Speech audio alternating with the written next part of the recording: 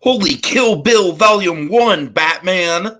Tiki here, and I have been watching through every episode of Batman Beyond for the first time. Dragon, tell them why we're here. Well, you see, folks, long ago I made a vow to educate Tiki in the ways of Batman the Animated Series, serving as his spirit guide to Gotham in a way, but that was the past, and we must now enter the Batman's future. And tonight we are talking Earth Mover. That's right, it's the weird kind of pseudo Clayface sequel featuring plenty of body horror and a refreshingly nice daughter and stepfather story. So Dragon, I like this a lot, actually. I really did. I thought the finale was definitely a head trip for sure. Maybe not quite as much of a head trip as the last episode. Like that's some steep competition there in the head trip department. But still, like the image that you see before us, folks, it is let's just say that was a crazy sight to behold on first viewing. Other than that, Dragon, I really think that this episode might be the best one yet for kind of showing off the Terry McGinnis personality. Not Batman, but Terry McGinnis. Like I really think we got a lot of meat to chew on with him and how he navigates the social dynamics. I really like how protective he is this episode, and there's one particular really funny Bruce Wayne moment that I'm going to vouch for as my great Conroy moment. Oh yeah, I know what it is. So yeah, overall, and then also, like I said, I think surprisingly, I think the best part about this episode is just, man, how often do we see just really nice step-parent storylines? Not often. It's refreshing, isn't it? I was tickled pink by it at the end, Dragon. I really was. All right. Well, context. So this was directed by Dan Reba, who did Blackout for Batman Beyond, which is one of the great episodes. Did Baby Doll, which is another phenomenal. Oh God, yeah, all timer. And also, just to kind of express the weird factor and just kind of the creepy factor here, he did Critters. Mm-hmm. Oh God, yeah, that was certainly weird. So the writer on this was the great Stan Berkowitz, the Burke. Writers from Burke. Oh God. So Stan Berkowitz, of course, who did Never Fear, and for kind of the environmental kind of side of this, chemistry, did the chemistry episode from the new Batman Adventures. It is, I gotta admit, Tig, it is a regret of mine that because of Mando and the way we kind of decided to do the wrap up on that, we couldn't cover this on Earth Day. Oh yeah, that is true. That's funny. It's a shame, but it was unavoidable because we had like this is like if any episode of Batman were to be an Earth Day episode, this would be the one. Oh yeah, so there was another writer on this, and mainly came up with the story that then Berkowitz ran with. It was the great and powerful Alan Burnett. Of course, basically the Godfather, one of the Godfathers of Batman animation, and he wrote Two-Face. Mm-hmm. All right, so studio on this, Tiki, you'll never guess. Dragon, I can't even fathom a guess. It was Coco, a little slab of Dong Yang on the side. Gasp. Yeah. Okay, little hot cocoa coffee and a can of Dong Yang hash. Oh my God. Okay, so yeah, so all I can really tell you, I can't say this with complete autonomy, but just given the third act of this episode, is given the the intrigue of this episode, I have to imagine this was an Alan Burnett pitch, because many a time he would pitch things. It feels like he would probably kind of pop his head in the room and kind of pitch it, and then Berkowitz either ran with it on his own, or he kind of the two of them did a little story session, and then Berkowitz ran with it for the duration. That's my assumption of how this episode specifically came about, because the idea feels very Alan Burnett, because he thrives in this sort of stuff. The big fun fact of this episode is that this is one of Bruce Timm's favorite episodes of Batman Beyond. Yeah, he loves this episode. Bruce Timm, yeah, he's all about what he loves about this episode most is the third act. I mean, not just for the darkness, but mainly for the moral ambiguity that we kind of learn going into the darkness. Anyway, so it's anyway, so it's it's kind of a revenge tale with a twist. You have this sort of there's a lot of things to kind of glom onto with this one. It's a revenge tale with a twist. We have a lot of fun, not big stars, not big guest stars, but familiar guest stars in this episode. We got Lindsay Sloan as Jackie, as the girl in this episode. She was uh, a fun little role in the other guy. She was Mark Wahlberg's put upon kind of like ex girlfriend in the other guys, the one who just he kept trying to win back, even though she was like really impressed by his really out there ways of like trying just to stick it to her. Like, oh man, that's really good. You learned a lot there. Of course, is deflecting entirely. Let's see. Dan Loren, if I'm saying his last name relatively correct here. Dan Loren. He played Bill, and Tiki knows this actor. He sounds so familiar, Dragon. What the hell is he from? Yeah, so his voice, as Mr. Foley from Static. He was Richie's dad from the Okay, Bigotry okay, episode. that That makes was complete sense. So yeah, Yeah, yeah. so this is them testing him out, and they liked him so much they brought him back for Oh, that episode. nice, They nice. needed a good actor. He played a great dad here, and he plays kind of a complex dad there. Oh, does he have like redeeming Yeah, no, moments? yeah, that's the thing. He gets redeemed at the end, so he's Okay, that's good to know. I that's mean, why like, I didn't want to just it's say kind of bad funny dad. because that character is just always going to be known for that one episode. That's what I'm saying. So like, yeah, he was redeemed at the end for that. So Uh-huh. the guy plays morally complex father figures very well. All right, all right. Let's see, and lastly, Stephen Collins. Stephen Collins plays Tony. Um, this Uh-huh. actor played Bruce Mathis in It's Always Sunny in Philadelphia. He played the speaking of step parents, he played Dee and Dennis's, I believe, stepfather in It's Always Sunny in Philadelphia. So it's kind of funny So how his non-biological father. yep, he's the non-biological father. So yeah, he's so it's kind of fun. We were kind of reversing here, where he is the stepfather, Uh-huh. not the father. Anyway, so there you go. Okay. Oh, also, Dragon, one more note that I have to like. I'm sorry. As good as this episode was, still no raves. Tiki, something did occur. I was thinking about that during this episode, and something did occur to me. Am I getting my hopes up too high in the rave department? Well, here's the thing. So there are raves in Batman Beyond for sure. There are.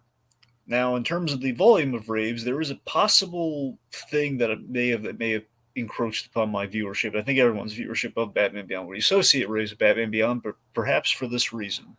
Just because of the intro? The intro always has the very catchy, very eye-catching rave, and we do have raves in Batman Beyond, but maybe not as many as I think may have been perceived. Because the intro just makes you think it's going to be like all raves all the time. And we are going to get some, and we've toyed around with them. We're definitely there's a big one that's coming. I know that we have a very big, memorable one. There's a rave. There's a rave to end all raves coming. Oh, okay. Okay, so I know because of that, I know we are getting at least one big rave. I'm pretty sure we have raves up to that point. I know we have stuff. We have a lot of stuff that's close to raves, but not quite raves. That I do know. Well, I'll be the judge of that. That's what I'm saying. I'm saying things that are rave-esque. They're rave adjacent. Anyway, all that. We have Richard's victims in the comments saying, "I've never seen this episode, but the thumbnail looks like a spooky good time." Yeah, and like this could be like an Earth Day / Halloween episode in a way. Kind of fits for both. Yep. All right. Okay. Let's break it down. Okay, let's get to it.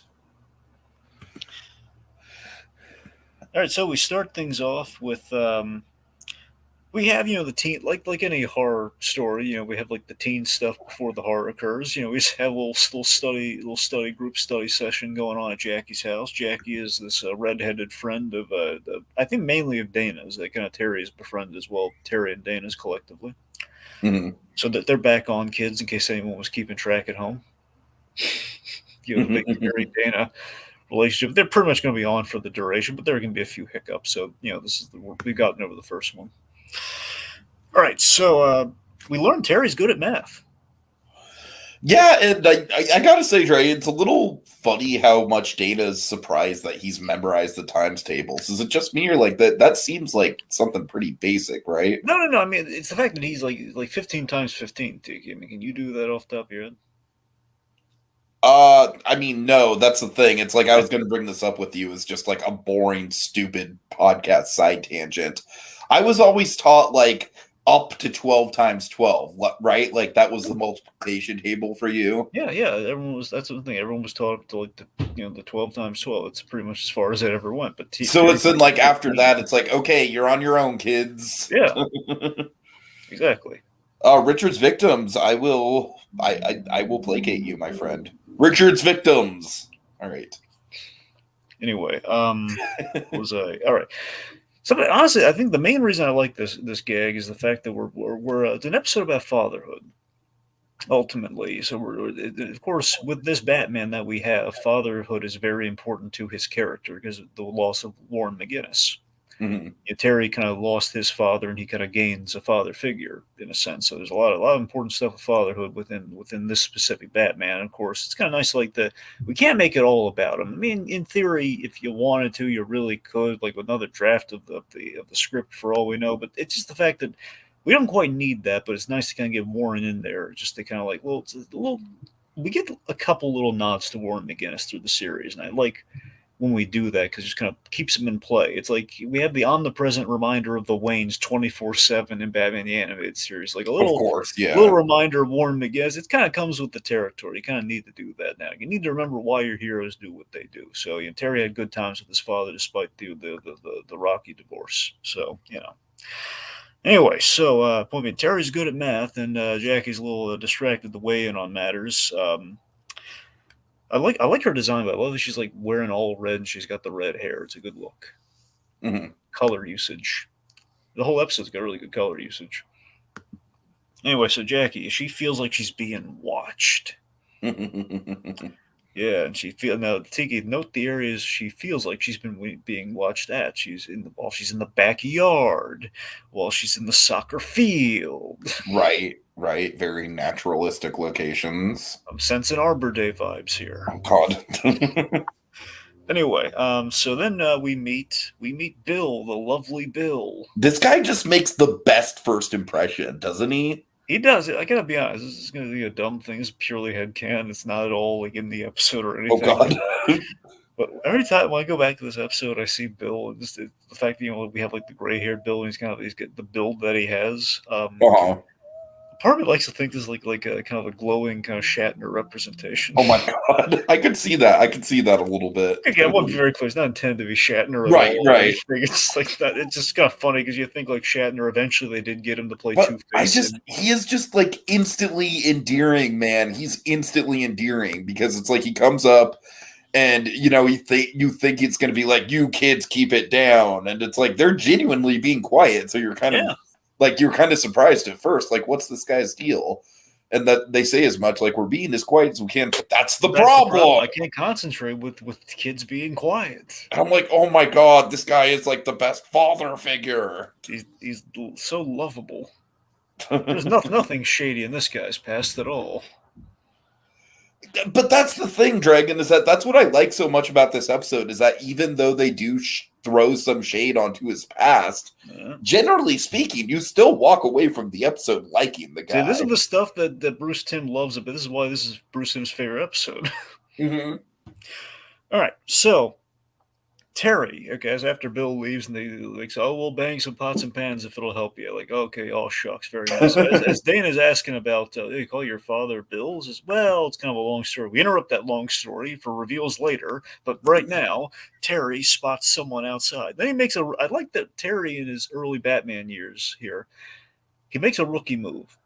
He springs into action when he probably should not. Right. I was going to track that with you, Dragon, because I'm assuming this is the first time that he goes like full Batman mode without the costume. Well, I mean, we've seen him in kind of more of a private setting, like in the last episode, Splicers. Remember when he was like on the subway and he's gonna he's always been kind of known to do this. Like he was fighting Scab in like the first Okay. episode. So Terry's done this sort of stuff before on the sub, in kind of the elevated subway platform thing.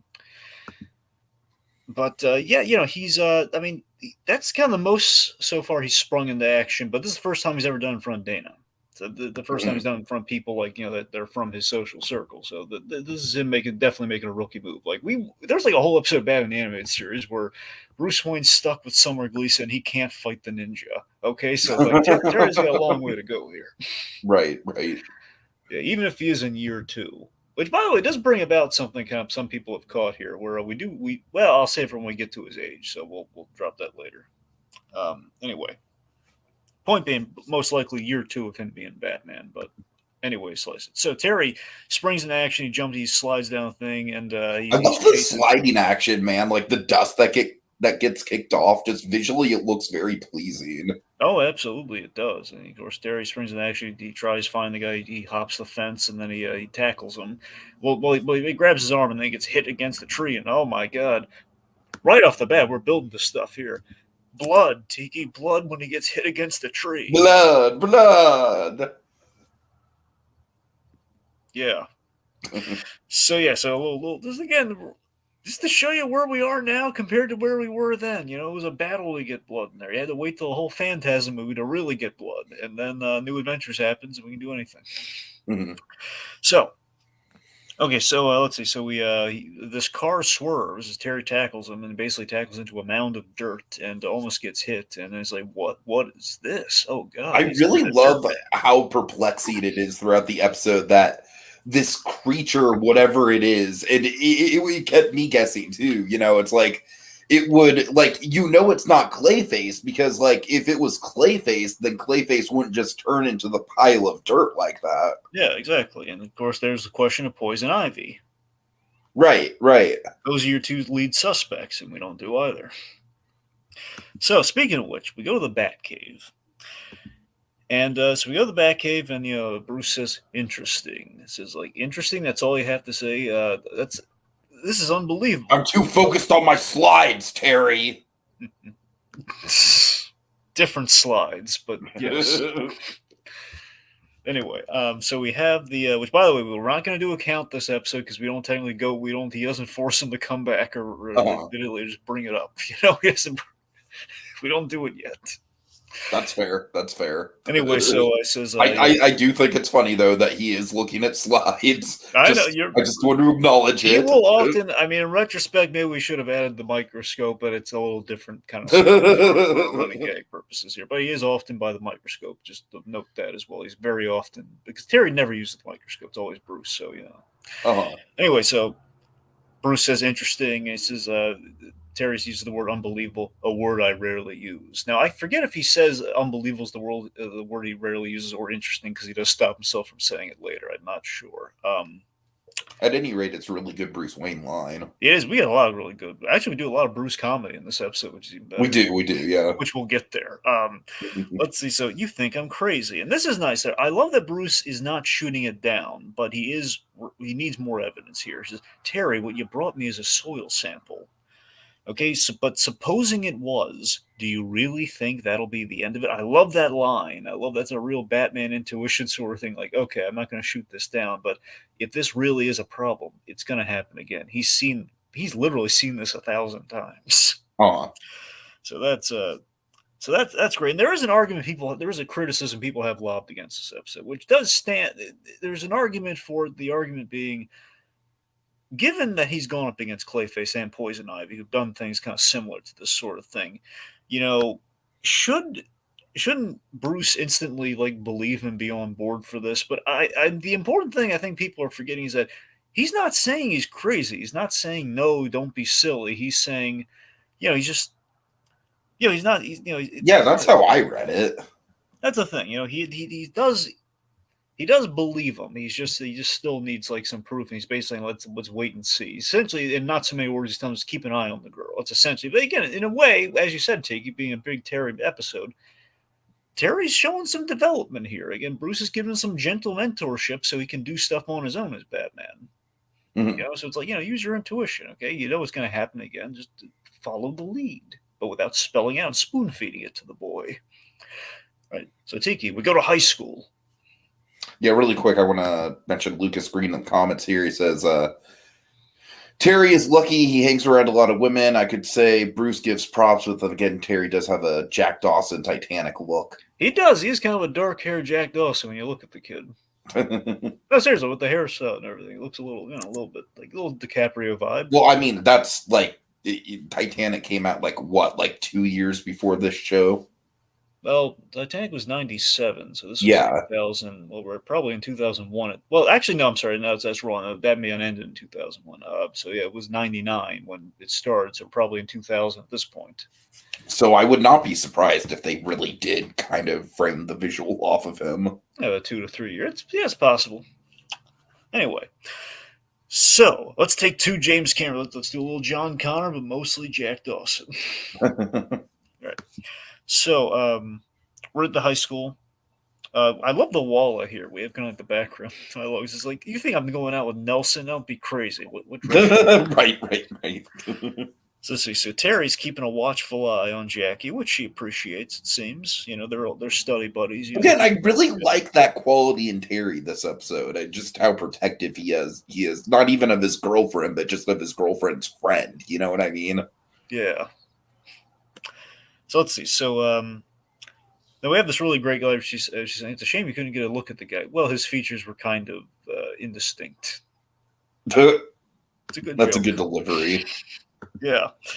So let's see. So Terry is asking logically again. He's playing detective here. Did your dad have any enemies? And then we have the big reveal. Bum bum bum. Bill isn't her dad. Mm-hmm. So adoption. Which I mean, like I pretty much called that as soon as we got the name. Well, sure, but still, there's the fact that adoption is adoption. Right? I guess stepfathered him, but mostly he basically did adopt her. He took her in. I don't know if I have to assume like legal paperwork probably took place. Dragon. I would say in this situation, legally, Bill is not the non-biological father. That you would need actual adoption papers to do that. Right. God, we need to stop. We're running that shit into the ground. But it's literally her non-biological father. Except not literally, because again, he needs the actual adoption paperwork. Oh, he might have done that. We don't know what happened. That's true. We don't know. We don't know. That's true. I have to assume he did. Anyway, she would have been a little girl when it happened, so I have to assume he did it.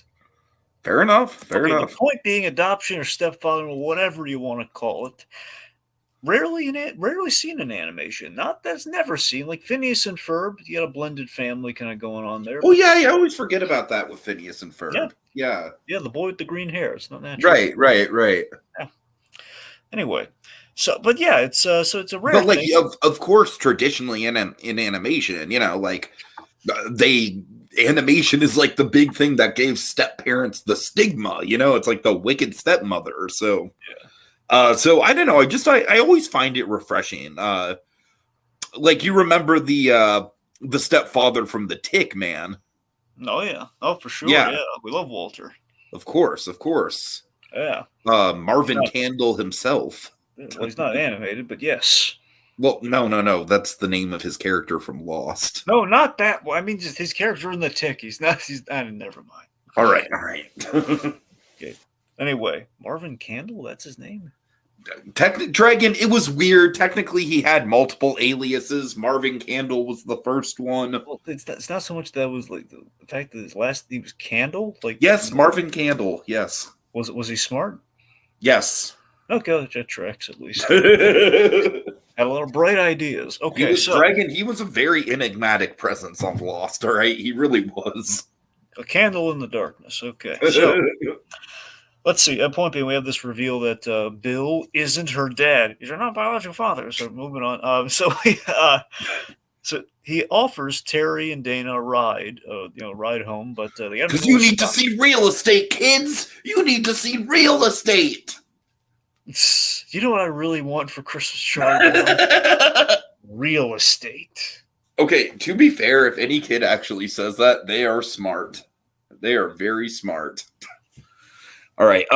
Let's see. Lucas Green says, I feel with Bruce's resources, he could have helped this guy in the earth, just burrow him out. I feel like with the abandoned technology we've seen, they can give him a new body. Well, or I'm sorry, with the advanced technology we've seen, they can give him a new body, robotic, organic, etc. 2 issues. Okay. One, we're going to get into this later, I think by season 3 technically, but Bruce still is. Paxton Powers is still, even though we're not really seeing him, he is still technically in charge right now. So Paxton Powers would have the R&D stuff right now. Secondly, as we saw, this guy's not exactly willing to be dug out and everything, and he's not really listening to reason. So I don't think that really was an option, Lucas Green. Okay. So, point being, Bill wants to show off his real estate. So this guy's been working to build his own company and factories and stuff. He's done pretty well for himself. He has a nice, big, fancy house that's going to end up underground, but we'll get there. And yeah, so he's taking pride in his work here, saying this is where the site of my new factory is going to be. Now, in retrospect, he probably should have figured I shouldn't just take my children to see empty land. It's just kind of a braggy gesture. Second off, like, what's there to see? And third off, it's like, it's going to consider. Like, I'm gonna take Terry and Dana to also encroach in my father-daughter bonding moment. I mean, Bill, but to Bill's endearing credit, he was proud of. Was proud. No, Dragon. Exactly. I do find it endearing. I find it like, like it's a little bit buffoonish, but at the same time, it's like I admire the passion. You know what I mean? One could say he was proud of his land. Oh God. Yes, sir, he's proud of his land. All right. Oh God. Okay, but then a big old earthquake straight out of the original Land Before Time happens, man. We're talking like giant craters of the earth just shifting. Absolutely, yeah. So the ground shakes. It's like it's splitting apart and everything. We have these canisters are being fired out with filled with toxic chemicals landing. Then we have our dirt monster from earlier. These dirt clawed monsters are coming for Jackie, and thank goodness Terry ran off, and Batman swoops in.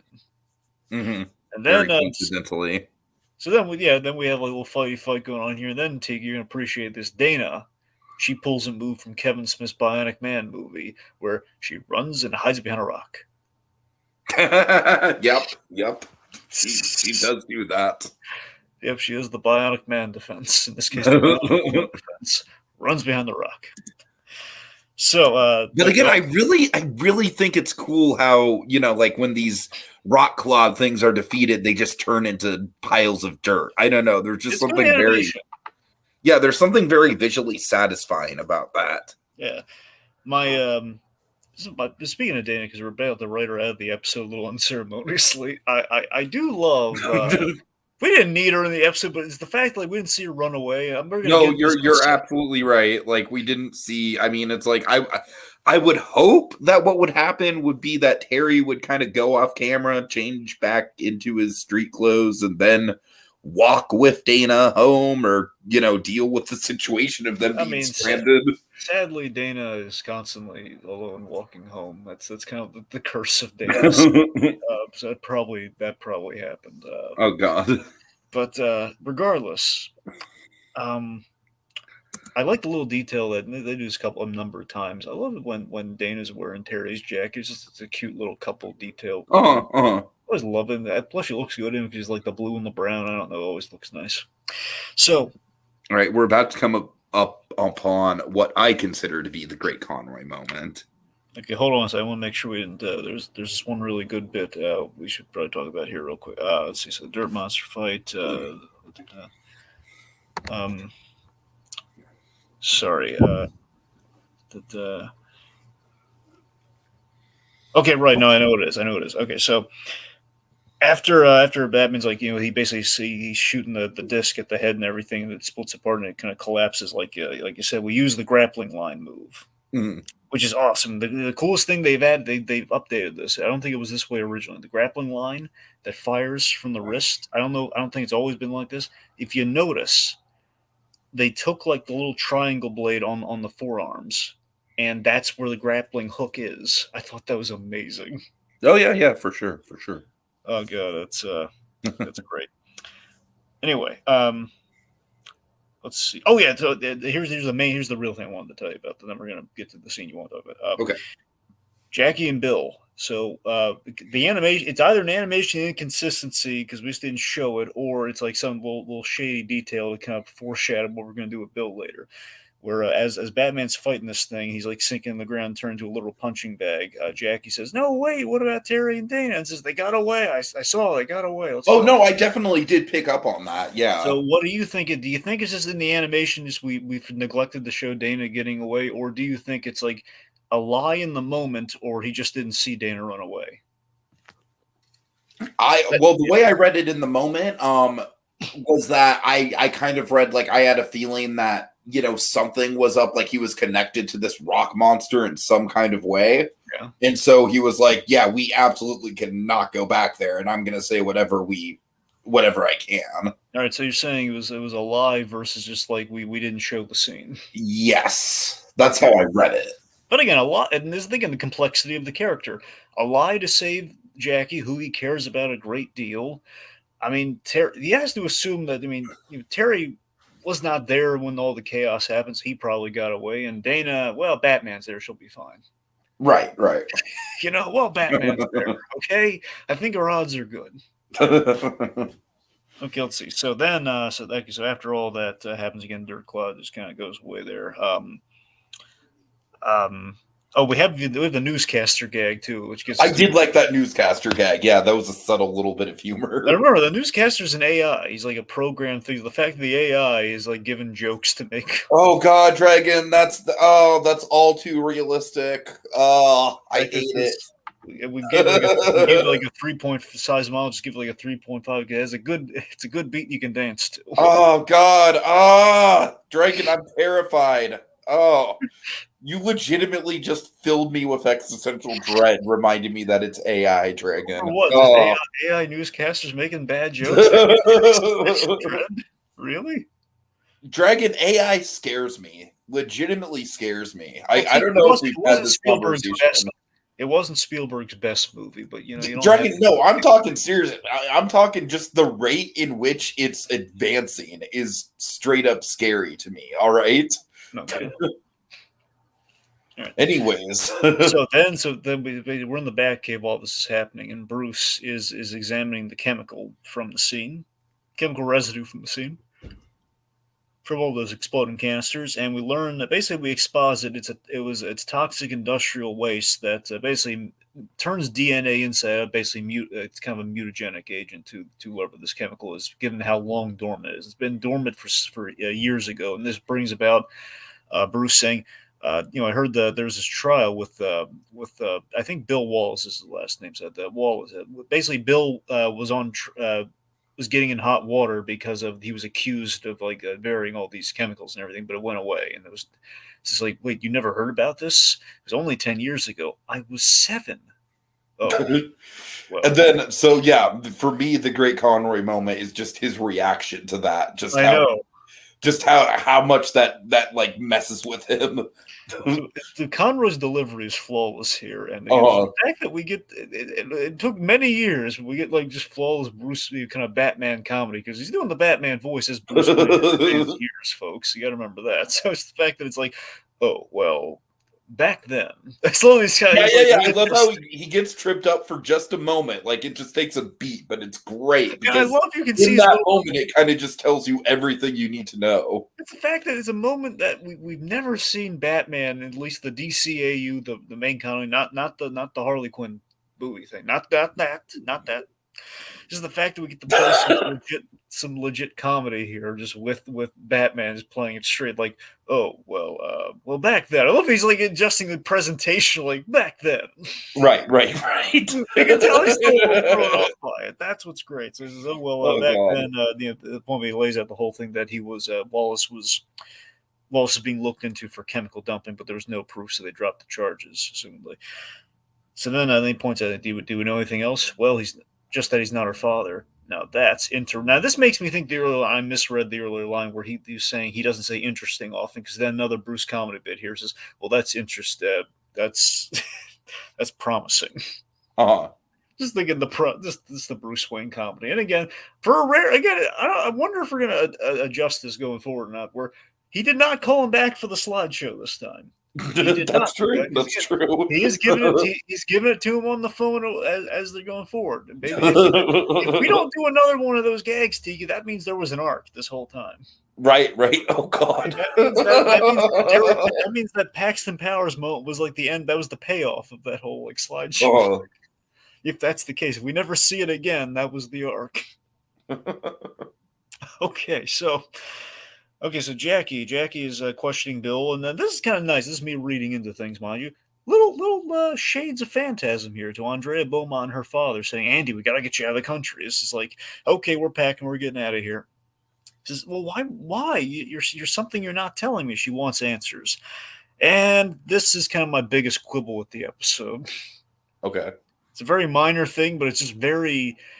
There's a big fat cheat in this episode, man. I'm talking a big whopper of a cheat, and it's like ridiculously apparent. Okay, tell me, because I don't think I caught it. I was saying, like, okay, so this really cool idea that in the shadows you have this figure walking, and Bill thinks that it's Tony, that it's like Jackie's father is back and he wants revenge and he's begging forgiveness. And it's a cool interrogation tactic, by the way, that Terry is employing here. So this is really cool, and I think it's a neat idea. But the problem is we don't have enough shadows, and our solution to this is we can't give away that it's Batman. So what are we going to do? We erase the ears. We erase the bad ears, and there's no shadow to obscure the ears, so it looks like there's a guy with no ears. Oh, yeah, okay. I see what you're saying. We're trying to make it look like it is not Batman. And as he comes close, you can kind of see it looks like Batman, like the arms are the right. Like if we did it is Dragon, I don't know. For me, it was an I don't care, but I see what you're saying. No, of course it's an I don't care. I'm just saying it's there's an I don't care. It's like, really, we couldn't just add like a little shadow to the top, really? Sure. Because everything else about that works. Because it's like kind of like it's Terry doing pulling a little Batman scaring the crap out of people things, and he gets a guy to confess, and that's the thing. Like this is like an intimidating Batman moment that we're giving Terry here, but when you look at the wide shot, it's like that's not intimidating at all. It's just that's very clearly intended to not be Batman. Then it's going to be Batman. Where the ears go? Mm-hmm. That's a cheat, man. So we get a flashback. Bill breaks down. Terry threatens to tell her if he doesn't. So we get Dragon really quick before we get into that. I just want to with comments here. We have Breeshy Main here saying happy Monday to you, Breeshy Main. Happy Monday to you. All right. My voice cracked there. I apologize. Happy Monday to you. Lucas Green says, I think that could be a cover-up of what the chemical is. I was going to assume it's some of the stash of the nerve gas used to create blight as we saw at Rot's body. Smaller sample to keep the guy alive. Yeah, so I understand what he's saying there. It's just the fact that when it breaks, it's not really gaseous. That's the thing that makes me think it's not nerve gas. But to be fair, though, Lucy, on the rewatch, something did occur to me. In a part of me, a part of me with this, I was wondering if Tiki was going to have this. Like, I don't know if you saw this image before or after you saw the episode or not. A part of me is wondering. You know what? I did, but I kind of forgot about it because I made the stream, and then, as you know, I like to watch the episode like right before we go on. So by the time I actually watched the episode, I pretty much forgot about it. So it was still a reveal for me. A part of me wondered if Tiki might think that had he seen the tease of this, which I'm glad he didn't. But let's just say if he did, I part of me wondered. I wonder if Tiki might think this is blight. Like a horrific fate of blight sort of thing. Like he was like buried in the ground when he. Well, no, I probably wouldn't have thought that just because you told me that, like, we never see him again, but we do see him in the comics. So it's like, I could have lied to you as well, Tiki, but yeah. I don't think you would lie to me about stuff on this podcast, on this particular podcast. Right. So, Yeah, let's see. So but that's the thing. It does raise a question though of like there could have been a blight connect with the chemicals, but it was a very small operation, so I don't think it would I don't think dairy powers would have had really a place in the story ultimately. But it's an interesting idea though. If they could have combined chemicals, but I don't know.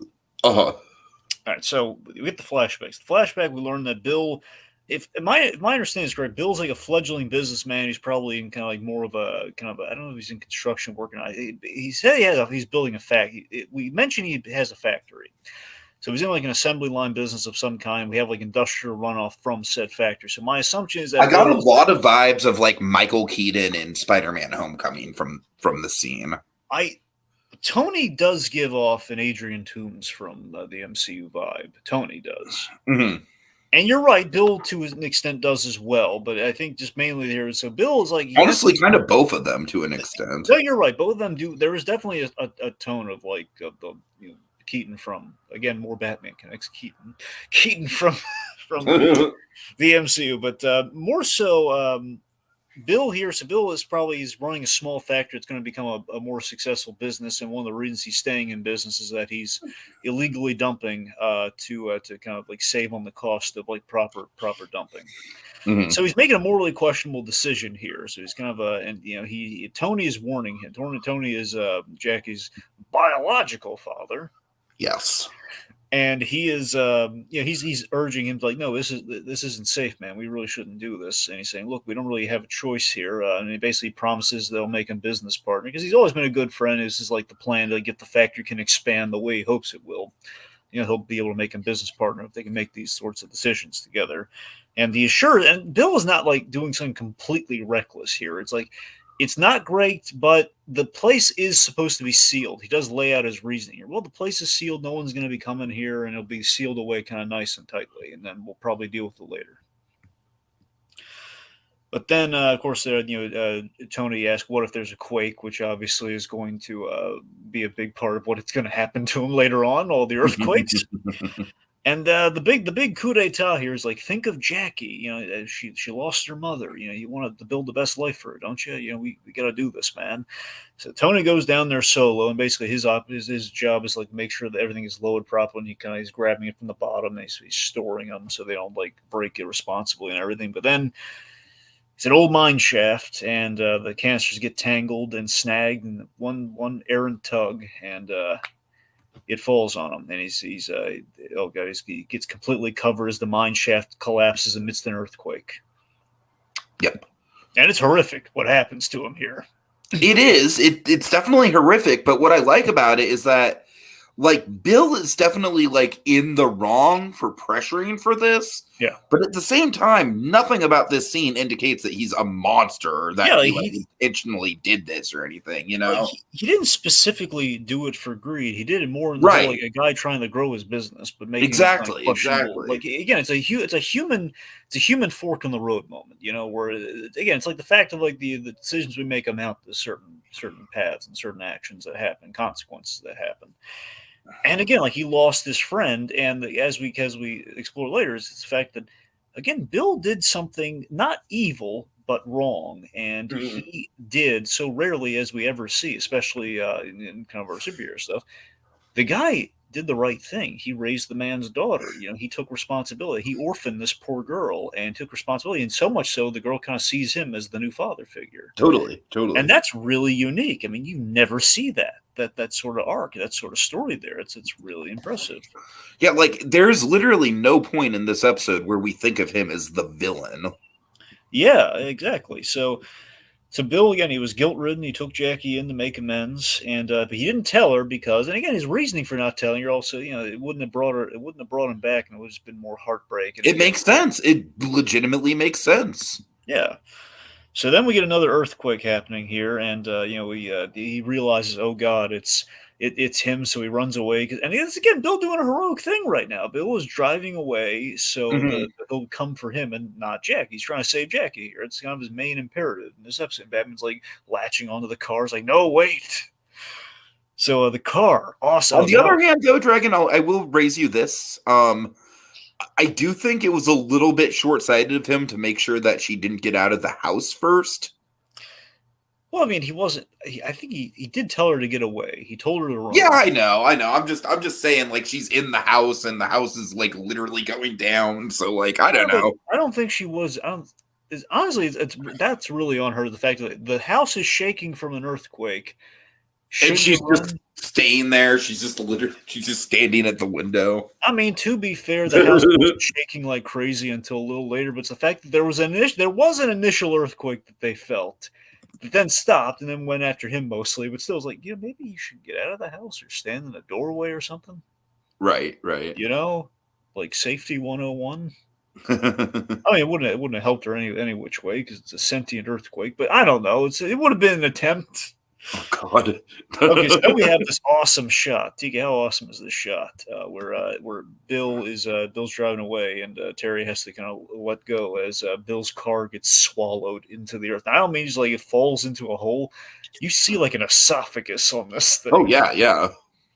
So, by the way, design-wise, I never quite caught this before, but I like that it's creepy because it brings up my body horror stuff, which obviously there's going to be some body horror given our main image here.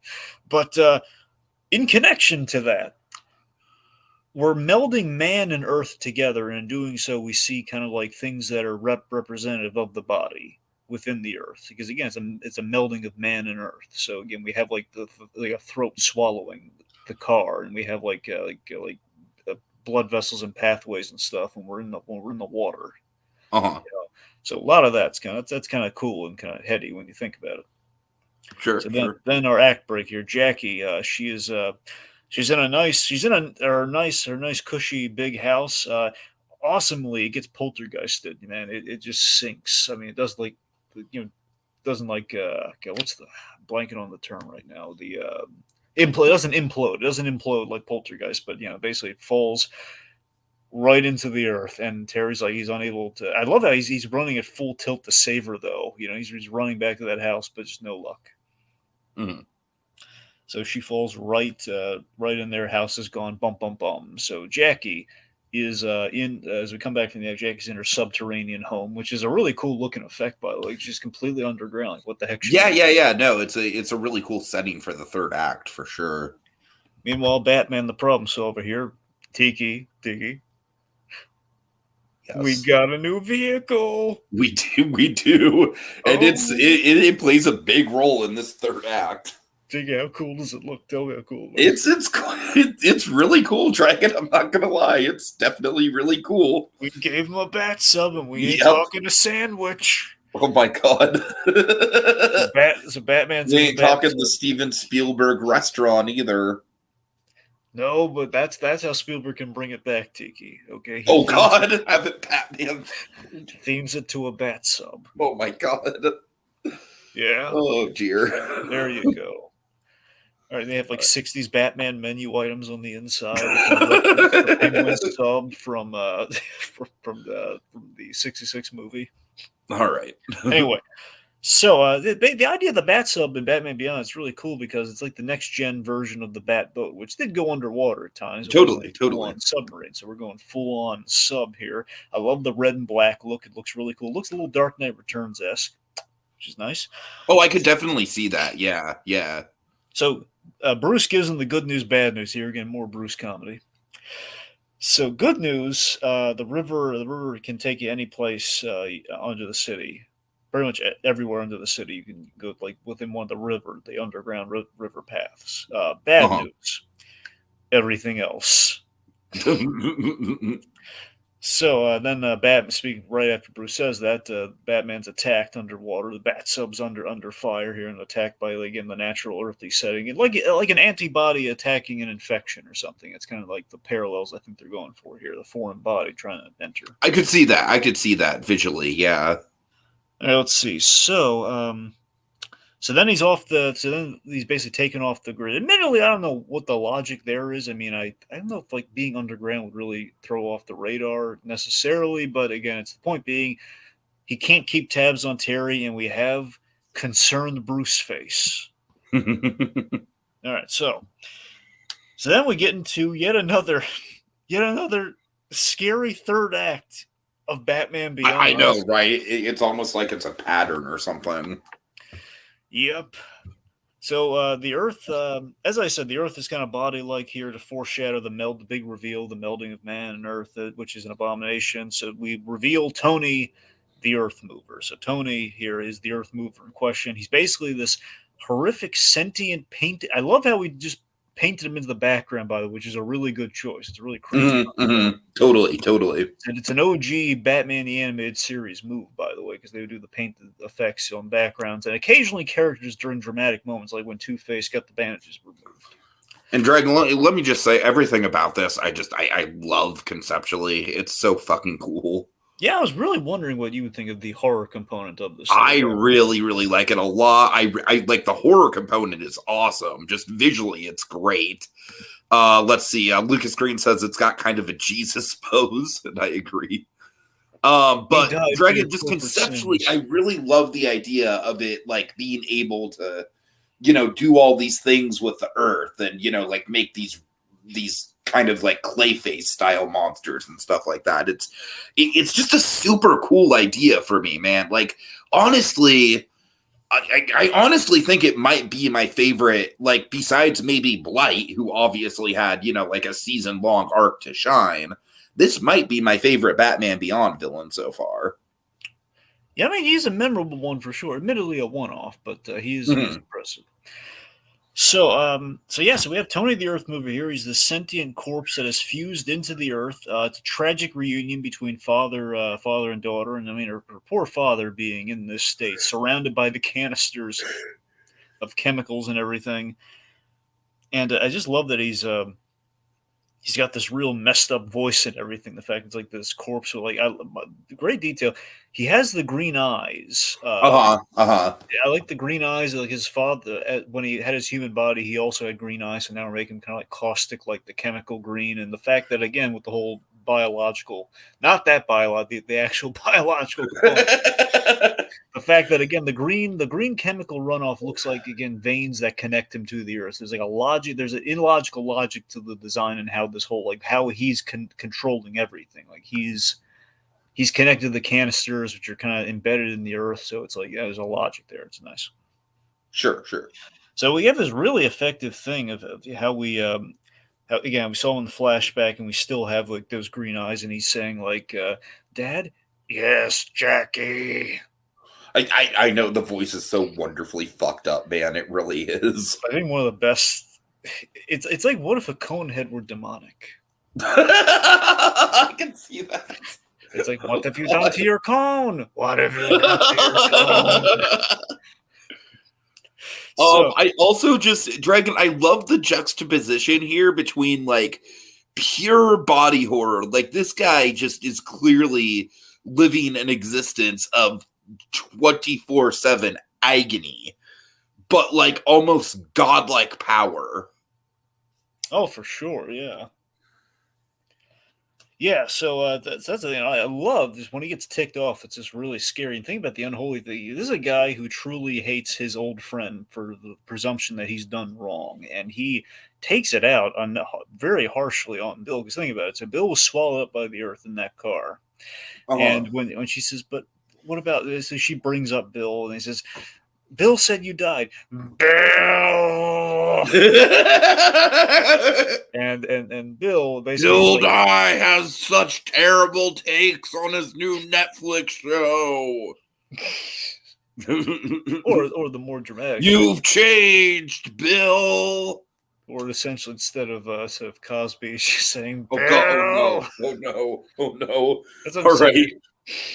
I'm just saying, it went from bad Bill to worse Bill. That's what I'm saying. You go for like really like, okay, this is how upset we are. We're gonna have this guy voice how upset we are with that.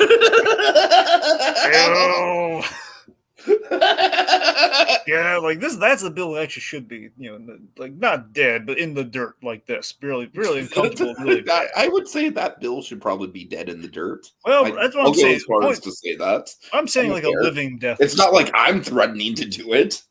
My point is you want something terrible to happen to that guy again. Lethal. Right. Leave that up to the higher powers than you or I. Let's just say the point being, you want to be in a very uncomfortable spot below sunlight. Right.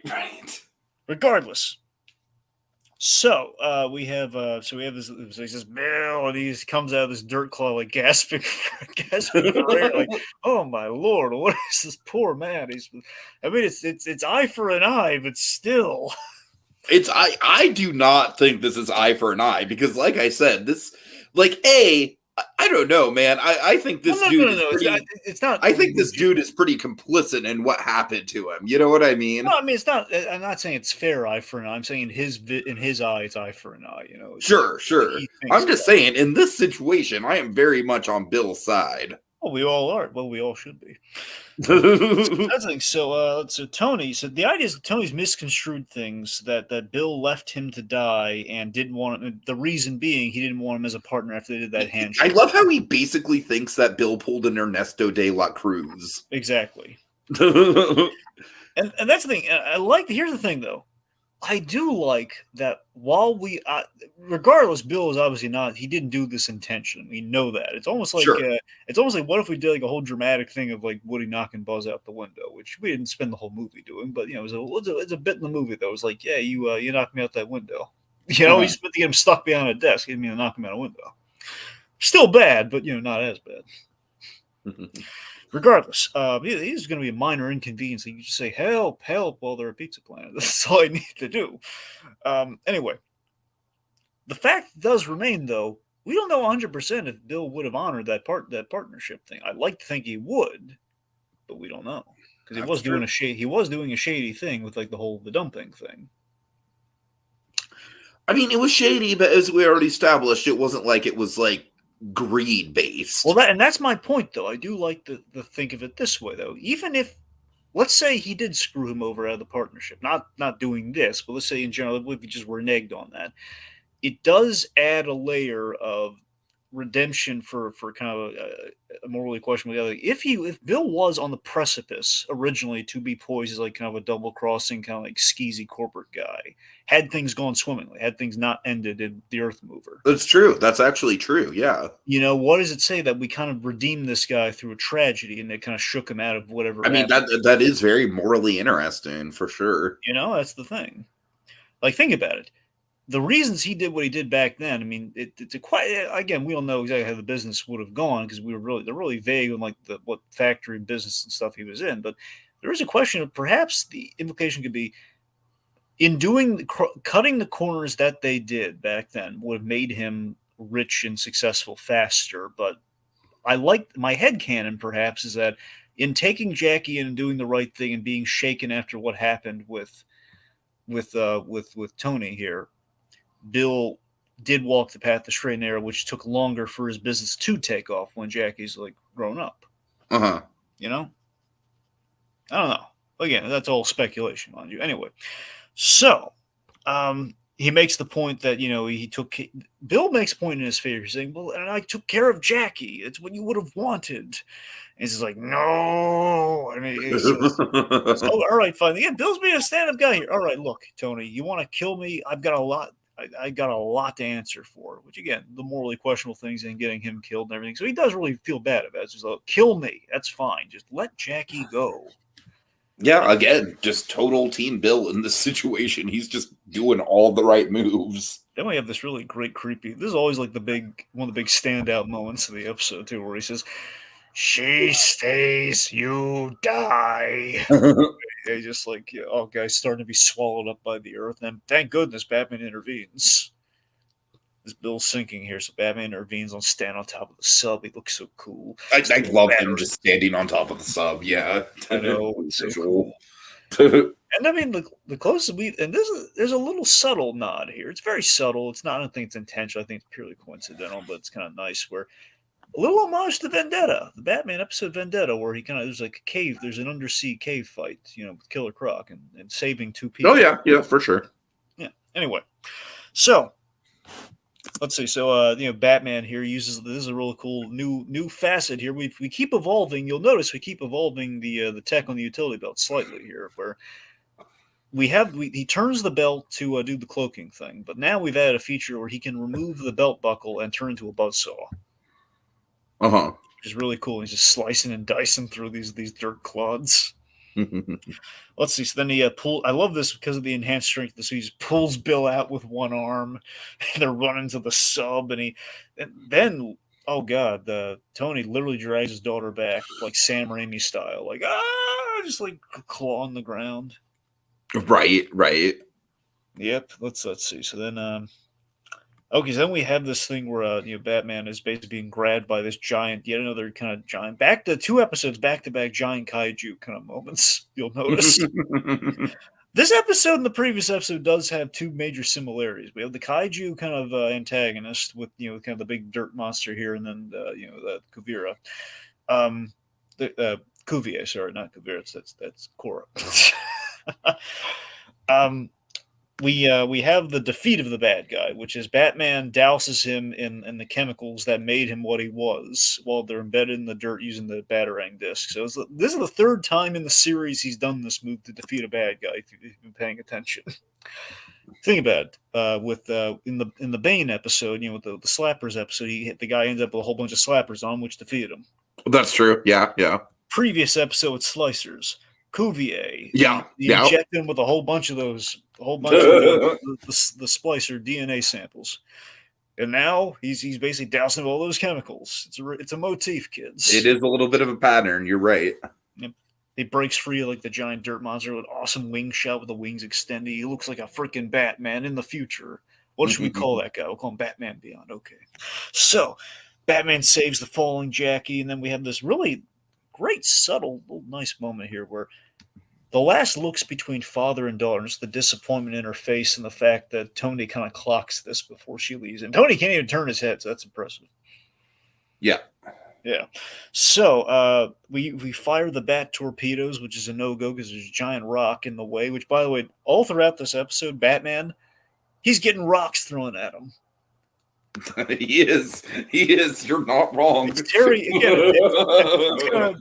it's kind of Killer Croc may not be in this episode, but his presence is felt with all the rocks. I threw a rock at him. This is like, Mr. Wayne, they just keep throwing rocks at me. Welcome to my world. So, anyways, we have this really great moment, Tiki, where as we're about to leave, we're seemingly goners there. We ran out of torpedoes. In his last moments of humanity, before he dies and he gets buried, which is really sad, given he got buried in the first place. Tony saves Jackie. He clears a path for him, and they get out. It's a redemptive moment for the father who sees the monster that he became. Much like Doc Ock, he will not die a monster. Dies a father. Mm-hmm. Saves them. They get out of there, and then we have this sad moment where Tony is not coming back. On the flip side, in the sub, nice father-daughter moment here where he says, like, that was my father. He says, he's not your father. Not really. He's a ghost. And then we have this little...